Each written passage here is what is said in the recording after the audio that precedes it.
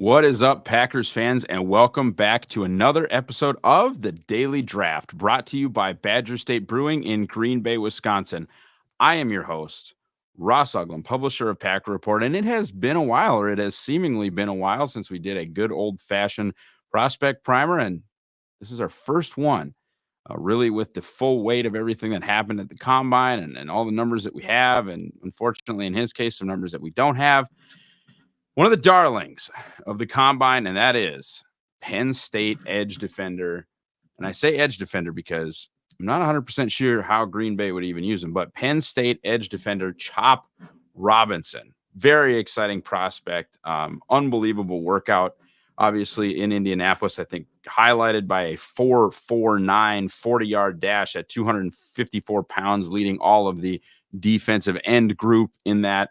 But with also a super elite 10-yard split to go with excellent vert and broad jumps, explosive athletes. And let's go ahead and just dive right into what I think Chop does really well. And that's he's a speed rusher, and he has the toolbox of a speed rusher. So besides the fact that, he can run like a corner, he has the toolbox of a speed rusher. And I mean that he has an excellent dip move. He's able to utilize different kinds of hand swipes that at a really elite level, meaning I am going to beat you to the quarterback by going around you. Now, the Packers historically, and this is fine, but the Packers historically have liked the edge rushers that go through you. Okay, Rashawn Gary, Lucas Van Ness, Zadarius Smith. I don't know who ever turned the corner a day in his life. Preston Smith occasionally can turn the corner a little bit, but the Packers have appreciated, go through you, strength, speed to power, sometimes hand technician. Kingsley Enagbare would be a great example of a hand technician pass rushers. This is not Chop. Chop will go around you, but is unbelievable at that. Again, tested as an absolute freak. 99.53 RAS score, and RAS is height and weight adjusted. So for him to be a 95th percentile athlete, testing out with 37th percentile height and 36th percentile weight, because he's not huge, to still have his overall numbers be at 9.53 means, this is a freak. This is one of the, I think, 50 or 60 most athletic edges in ever at the Combine. And so you think about how long they've been doing the Combine, that's a long, long time. This guy is an absolute freak. Elite ball get off, elite at the snap. And that makes him a real problem. I think he's going to cause some false starts during his time at the NFL level, because there are, your Donovan Smith types, and I don't mean to pick on him, but like you're kind of plotting tackles are going to struggle with him. And, I think he'd probably get after both Chiefs offensive tackles. I don't know why I'm on the Chiefs right now, but he has elite get off at the snap. And half the time, and I shouldn't say half, but there are often times where I'm watching Chop on film where I'm like, God, was he offsides? It was like the defensive David Bakhtiari. He's like, man, was he offsides? Turns a corner at an elite rate, and that comes from flexibility. I think he's got excellent flex in his ankles, excellent flex in his hips. There's nothing stiff about him. He can turn the corner. He can rush with his body at a 45-degree angle. He can be turning the corner and still hand fighting. He can be turning. He's not falling down. He's not falling down on these turn the corner reps. He's getting to the quarterback, and I think he can also be utilized in slants and stunts effectively. I don't think he just has to be a turn the corner guy. I'm not going to ask him to go through any 310-pound, 320-pound NFL, offensive tackle, but you want to stunt him, you want to slant him, we can have those conversations in addition to his ability as a, turn the corner speed rusher, which I think that ability is super high.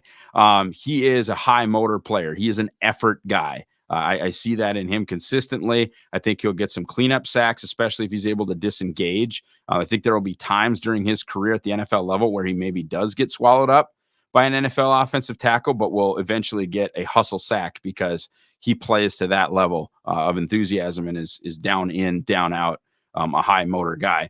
He's got Pro Football Focus pass rush grades above 92, which is extremely elite in each of the last two seasons.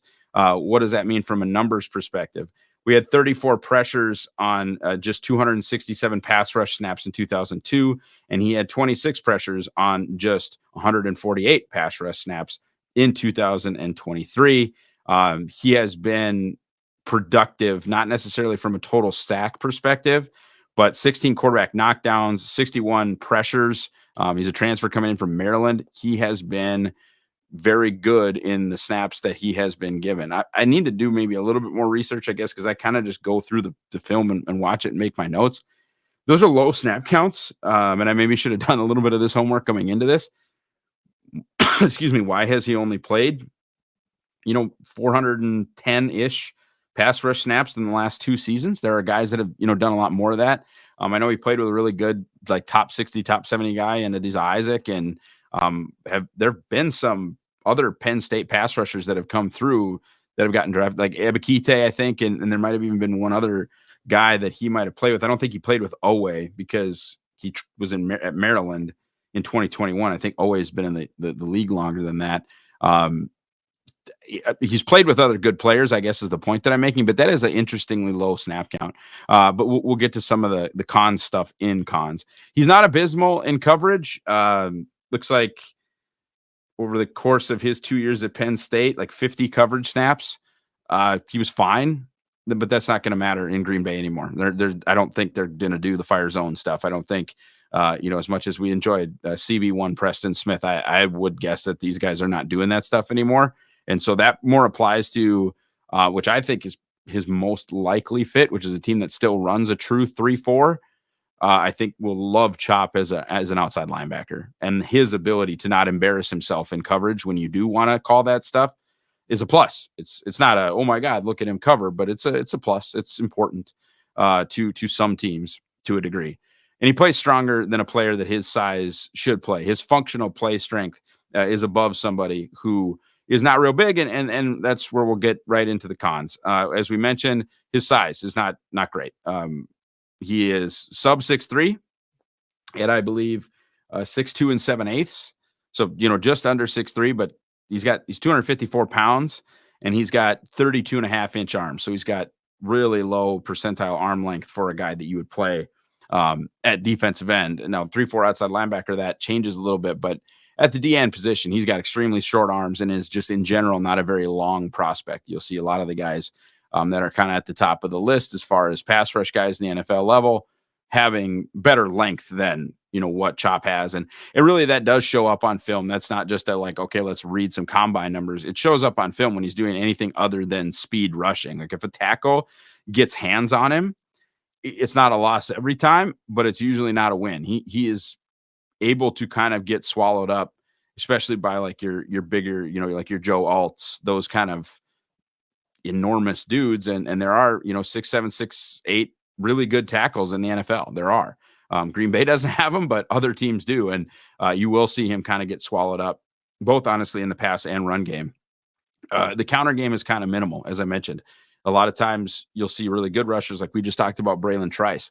A lot of times you'll see really good rushers that when move 1 doesn't work, move 2 is okay. And if you get 10 sacks in a season, maybe 3 of them were on counter moves and 7 of them were on your first move. Well, I don't know that kind of thing is going to happen a ton for Chop. His counter game when the offensive lineman kind of wins round 1, and of course all of this happens in about a 4-second stretch, but when the offensive lineman kind of wins round 1 of that pass rush, the offensive lineman's generally going to win. He's not consistently doing well with counter moves. Does not get off blocks super well, especially from offensive tackles. He can get even blocks sometimes with a tight end, but especially in the run game. He's not shedding, not a guy that you're going to ask to set a firm edge, which is fine. Green Bay is not really going to do that anymore. If you happen to catch Justice and I's conversation, I agree. It's almost like I was the defensive coordinator at a local high school here this past season, and we started with some 3-4 base and then moved to a 4-4 type system, and our guys on the edge very much became spill guys, and the outside backers, we call them raiders, but like in a NFL system, they're smaller body types than you would do in high school. They're usually your nickel to the slot receiver side if you're defending 11 personnel, the nickel to the slot receiver side, and then your strong safety on the tight end side. Those are really more your edge guys in the way that the defense is kind of designed when you're playing a ton of single high. That was a little bit deep into the weeds there, but the point is that I'm trying to make is that the Packers, if they were to acquire Chop Robinson, would not probably actually ask him to set the edge a ton. They want him to kind of one gap, get upfield, spill it outside, and hopefully the nickel or the strong safety is there to clean it up if the play does continue to the outside. Okay, last little deal, probably not a plus run defender at the NFL level, which is based both on measurable size and what I've seen on film. I don't think he's going to help your run defense. I don't think he's going to kill it, but I don't see him as a plus run defender at the next level. That's not what this guy's going to get paid to do. And that's my last kind of con or sort of my last statement before we get into Packers fit is that Chop Robinson is what he is, man. He's a speed rusher. And those have value. Those have a ton of value, especially good ones. Okay, Packers fit. It depends on if Justice is right. It depends on if Green Bay is really going to look at more of the Jets, Texans, Saleh, D'Amico way of doing things. And what I mean by that, as we discussed yesterday, is the Jets and who are, Saleh disciples. Saleh is the head coach in New York, and D'Amico worked for Saleh in San Francisco. So both the Jets and the Texans used high top 15 draft choices or top 16 draft choices. Actually, McDonald, I think, was 15th. Anyway, it doesn't matter. But top half of the first round draft choices on small edge rushers. Will McDonald from Iowa State is a small guy, and Will Anderson from Alabama is a small guy. Real 3-4 outside linebacker types in a 4-3 system. So if Justice is right, Chop's on the board. Chop's, I think, one of the type of guys. Will Anderson, Will McDonald type guy that maybe I'd take him in a heartbeat. You just ask me what I do. I'd take him in a heartbeat. I'd diversify the pass rush attack, even when Kingsley Enagbare gets back, and you can play matchups and honestly show tackles different things. Like Kingsley Enagbare going to try work a half a man, going to try to beat you with an inside move, going to try 6-7 different pass rush moves, and then you get kind of used to that, and all of a sudden here's Chop Robinson with a 1 point, whatever it was. I got it here 1 second. Chop Robinson with a 1.5 yard, 10 yard split, or 1.54 second, 10 yard split, broad jumping almost 11 feet. And you're trying to not overset and widen yourself out, but you're trying to not get beat around the corner. And then Rashawn Gary comes in and mashes your face, and Lucas Martinez comes in and mashes your face. That's a lot to just bring in waves at teams. And that's why I take them a heartbeat. I don't know if they will. And here's what I'll say. My comp kind of, and so people can sort of get like an athletic idea around this. It's Clay Matthews Jr. It's the Claymaker, 52.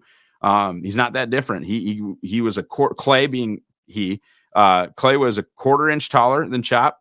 He allegedly was 240 at the combine, but played for the Packers at 255. And there were definitely, conversations that he was closer to 260 at times. But Clay played for the Packers at 255, which is probably when he wasn't going to be an off-ball linebacker out of, like after Green Bay acquired him and told him you're playing outside in a 3-4, I would guess he just put on weight. He might have even slimmed down for the combine because he played linebacker at USC, and then Green Bay moved him down to the edge. But the 255 that Clay played at is the 254 that Chop weighs. A lot of concern about the arm length for Chop.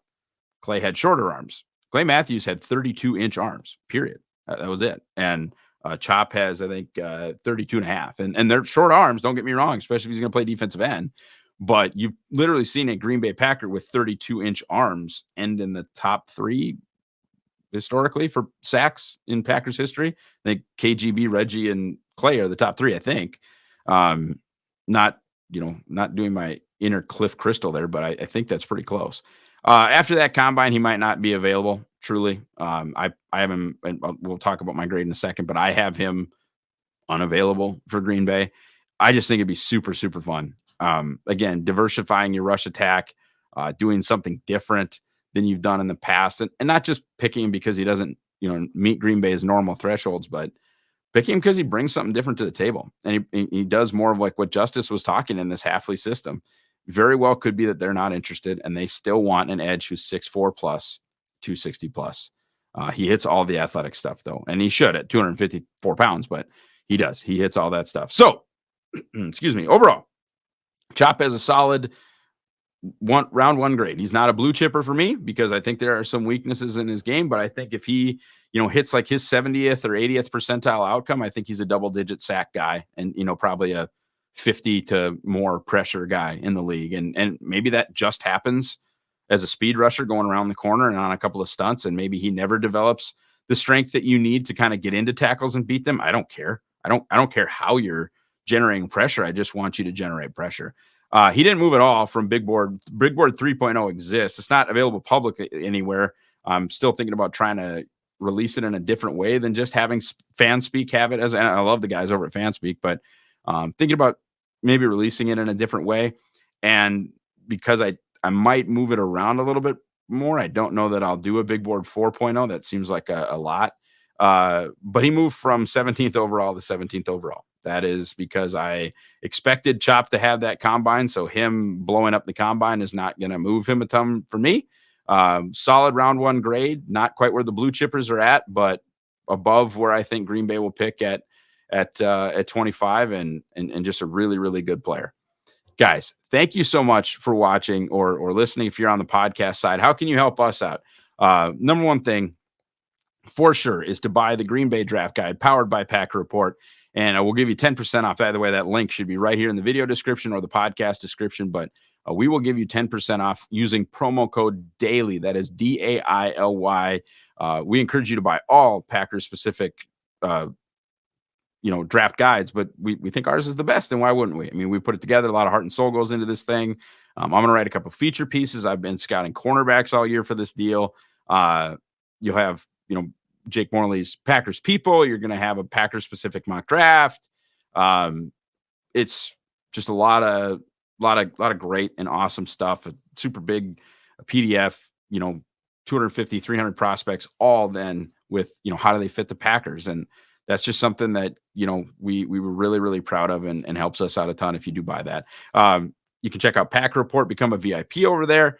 It's a month for the first $1 every time, $1 just to check us out, see what we're about. You don't like it, you cancel. You do like it, you can pay less than the monthly rate by upgrading to the annual. That's going to usually be our best deal, is on an annual subscription. And we do appreciate and love our Packer Report VIPs very, very much, and do everything you're supposed to do here.